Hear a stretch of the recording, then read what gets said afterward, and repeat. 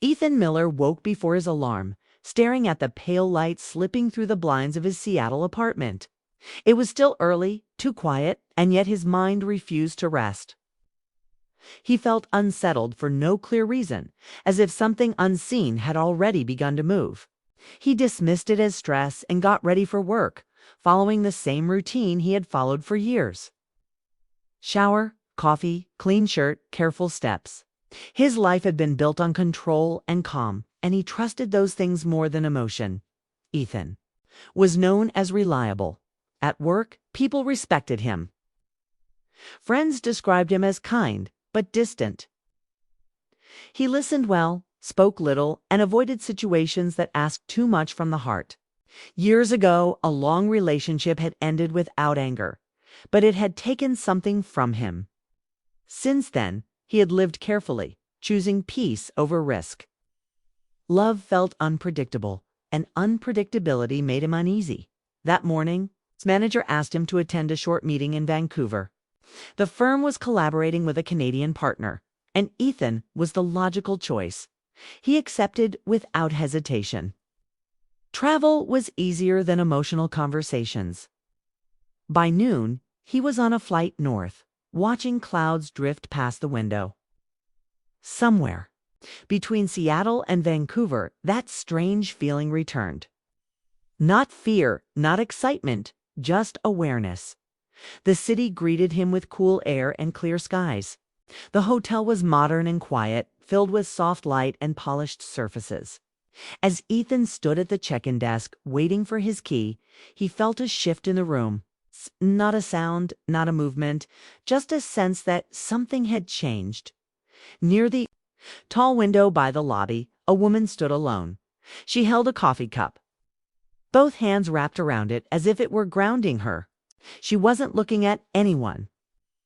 Her gaze rested on the city outside, thoughtful and distant. There was calm in her posture, but also a quiet weight. The kind that comes from living and losing and continuing anyway. Her name was Claire Thompson, though Ethan didn't know that yet. She turned slightly, as if sensing his attention, and their eyes met. It lasted only a moment, but it felt sharp and clear, like a note struck in silence. Ethan looked away first, surprised by the sudden warmth. Spreading through his chest, he told himself it meant nothing. People noticed strangers all the time. Still, when he took his room key and walked toward the elevator, he felt distracted, unsettled in a way he couldn't explain. His room overlooked the city. He unpacked quickly, checked his emails, and reviewed notes for the next day's meeting. Everything was in order. Still, he couldn't focus. His thoughts drifted back to the woman in the lobby. He didn't know why she stayed with him. He hadn't spoken to her. He hadn't even smiled. Yet something about that brief glance had broken through his usual distance. That evening, instead of ordering room service, Ethan went down to the hotel lounge. He told himself he needed air, space, something different. The lounge was quiet, lit by warm lamps filled with low conversation and soft music. He chose a seat near the edge, opened his laptop, and closed it again. Across the room, Claire sat alone. She was reading a book, but she hadn't turned the page in a while. Her expression was calm, but her eyes carried thought, as if her mind was somewhere else entirely. Ethan hesitated. He wasn't the kind of man who approached strangers. He valued boundaries, comfort, certainty. But that same unseen force pushed. Gently at him again, their eyes met. This time she smiled. It wasn't dramatic or confident. It was small, careful, and real. It caught him off guard. "Long day?" she asked, her voice soft and steady. Ethan blinked, then nodded. "Yeah, longer than I planned." She laughed quietly, as if she understood. "Those are usually the most interesting ones." He smiled back, surprised at how easy it felt. He gestured toward the empty chair. "Mind if I sit?" "Not at all." They didn't exchange names at first. They talked about simple things: travel, weather, work. Claire mentioned she was from Portland, visiting for a short time. Ethan said he worked in architecture and enjoyed cities that balanced order and creativity. The conversation flowed without effort, skipping awkward pauses, settling naturally into rhythm. Minutes turned into an hour. Claire spoke thoughtfully, choosing her words with care. She listened closely when Ethan talked, as if his thoughts mattered more than politeness required. Ethan found himself saying things he usually kept to himself. Nothing dramatic, nothing heavy. Just honest observations about life, about expectations, about how time seemed to move faster every year. The lounge slowly emptied, but neither of them noticed. The music changed, the lights dimmed slightly, the outside world faded.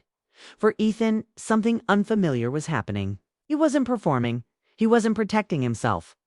He wasn't calculating the safest response. He was simply there, present, in a way he hadn't been in years.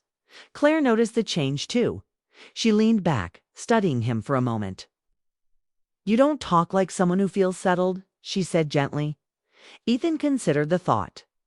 I think I'm settled," he replied, just maybe too comfortable. She nodded, understanding without judgment. Comfort can be quiet, sometimes too quiet. The words stayed with him.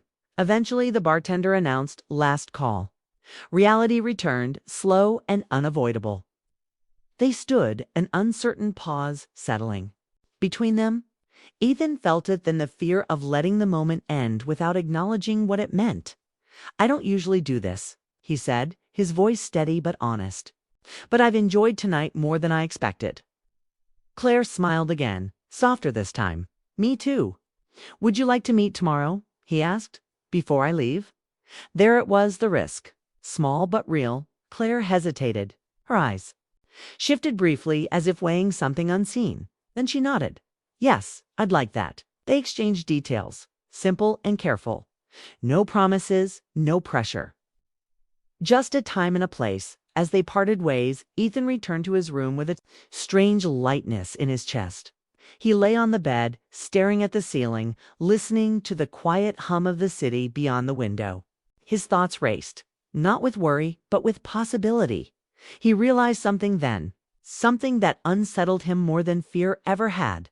He felt awake, not excited like youth, not reckless like fantasy. Awake in a deeper way, as if something long dormant had stirred.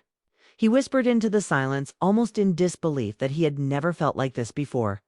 Outside, the city lights flickered, unaware that one ordinary day had already changed him, and it wasn't over yet. Morning came too soon. Ethan woke before his alarm, his mind already active. For a moment he forgot where he was. Then the memory of the night returned, the quiet lounge, the soft smile, the easy words. His heart felt alert, like it had been called into action without warning. He sat up, rubbed his face, and let out a slow breath. This was not how business trips were supposed to feel. Outside, Vancouver looked calm and bright. The air was crisp, and the sky carried a pale blue that made everything seem honest. Ethan dressed carefully, not out of vanity, but intention. He wanted to be present, respectful of whatever this moment was becoming. They met at a small cafe, near the water. It was the kind of place that felt personal even when busy. Wood tables, warm light, quiet music. Claire was already there when Ethan arrived, seated by the window, hands resting around a cup of tea. When she saw him, her face softened. "I was hoping you'd come early," she said. "I didn't want to be late," Ethan replied, and meant more than just time. They ordered breakfast and talked easily, but something had changed. The night before had been light, curious. This morning felt deeper, more honest. The words came faster, as if both of them sensed time was limited. They decided to walk after eating. The harbor was peaceful, water moving steadily, boats rocking gently.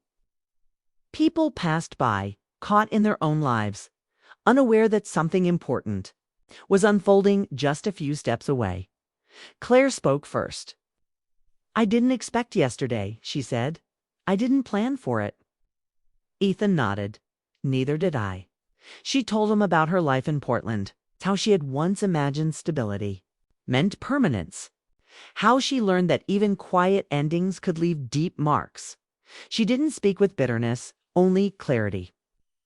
She had rebuilt herself slowly, carefully, making sure not to lose who she was again. Ethan listened closely. He didn't interrupt. He understood more than he expected. When it was his turn, he spoke honestly. About choosing safety over passion. About building a life that worked, but didn't always feel alive. About convincing himself that wanting more was selfish. Claire stopped walking and looked at him. "You don't sound selfish," she said. "You sound careful." That word stayed with him. They walked again, closer now, though still not touching. The space between them felt full, charged with meaning. Ethan felt something unfamiliar, hope, mixed with fear. He wasn't sure which was stronger. As the afternoon approached, Claire's energy shifted. She checked her phone once, then again, her steps slowed. "There's something I need to tell you," she said. Ethan felt his chest tighten. He nodded, bracing himself. "I'm leaving tonight," Claire said, "earlier than planned." The words landed hard. "Tonight," he repeated. She nodded. "Something came up. I didn't expect it." Stopped near the water. The city noise felt distant, as if the world had softened out of respect for the moment. "I'm sorry," she added.